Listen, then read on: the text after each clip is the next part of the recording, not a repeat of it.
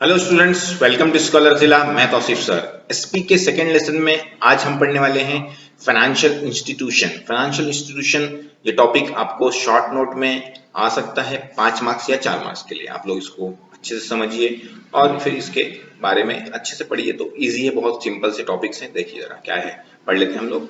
Finance first industrial policy was declared इन 1948। जब आजादी हुई थी हमारी देश की, तो उस टाइम पे हम लोग को फर्स्ट इंडस्ट्रियल पॉलिसी हम लोग की लॉन्च हुई थी, बराबर ना, ताकि हम लोग का इंडस्ट्रियल डेवलपमेंट क्या हो, कंट्री में बहुत तेजी से हो। तो लिखा है देखो, rapid industrial development in the country. The central government and state government have established special financial institution for providing industrial finance। तो बड़ी बड़ी इंडस्ट्रीज को हम लोग को पैसे की जरूरत पड़ेगी, क्योंकि हम लोग की इंडिया आजाद हुआ तो आप लोगों ने सुना होगा कि एक सुई पे हम लोग इंडिया में बनाते नहीं थे। तो उस वक्त तब हम लोग जब इंडस्ट्रीज को बढ़ाने की कोशिश कर रहे थे, एग्रीकल्चर से हम लोग की डिपेंडेंसी थोड़ी कम करने की कोशिश कर रहे थे, तब गवर्नमेंट जो स्टेट गवर्नमेंट्स थी वो लोग ने भी और सेंट्रल गवर्नमेंट ने भी बहुत सारे फाइनेंशियल इंस्टीट्यूशन सेटअप किए, ताकि जितनी भी इंडस्ट्रीज हो उनको क्या मिल सके, पैसा मिल सके अपना बिजनेस बढ़ाने के लिए, चलाने के लिए। तो this institution provide medium term long term finance, medium term finance भी और लॉन्ग टर्म फाइनेंस भी प्रोवाइड करते हैं।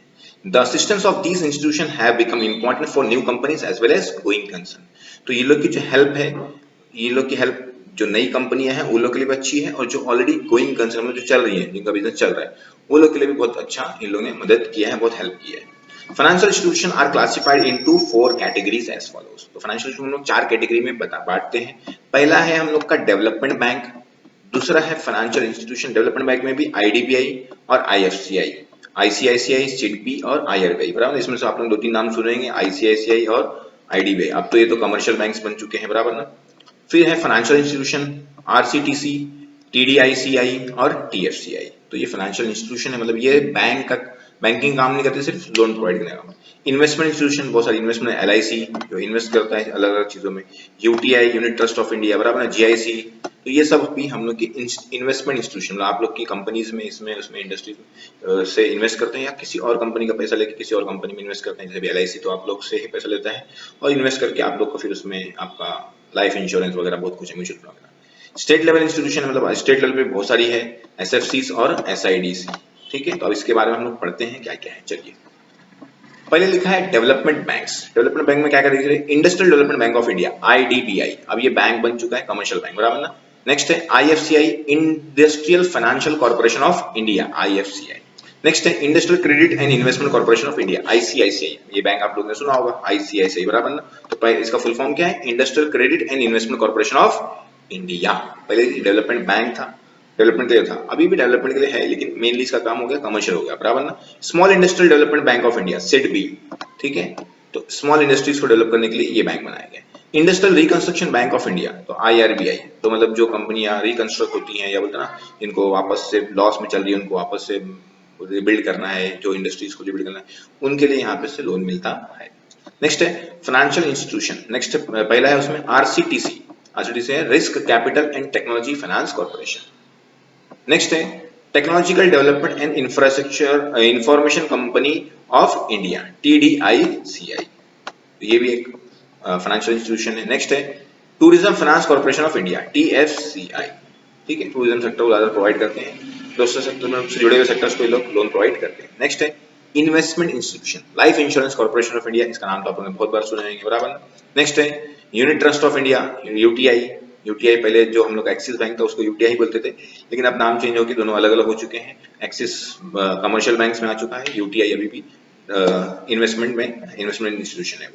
General insurance corporation of India, GIC. तो जनरल इंश्योरेंस जो गाड़ियों का इंश्योरेंस, लाइफ इंश्योरेंस है, वैसे general insurance, life insurance LIC है, वो आपके म्यूचुअल फंड, आपका फिर क्या बोलते हैं, रिटायरमेंट प्लान, चाइल्ड पॉलिसी, ये सब वगैरह पे रहता है। और जीआईसी जो है आप लोग का गाड़ियों का, कार्स का जो इंश्योरेंस होता है, और फिर आप लोग का मरीन इंश्योरेंस वगैरह वगैरह भी काम करते हैं। नेक्स्ट है स्टेट लेवल इंस्टीट्यूशन भी है, कुछ सारे corporate financial institution, state finance corporation, SFCs, state industrial development corporation, SIDCs भी गवर्नमेंट ने, अलग अलग स्टेट गवर्नमेंट ने सेटअप किया है, और भी बहुत सारी हो सकती हैं रिस्पेक्टिव स्टेट्स के हिसाब से अलग अलग। Above mentioned institutions provide financial assistance in the following forms। तो जितनी भी हम लोग की इंस्टीट्यूशन है वो नीचे दिए फॉर्म्स में हम लोग क्या करती है, लोन प्रोवाइड करती है। तो पहले लिखा है to provide term lending facilities. तो छोटा बोलते ना, लॉन्ग टर्म, मीडियम टर्म या क्या बोलते हैं लॉन्ग टर्म लोन आप लोग को प्रोवाइड करके देती है।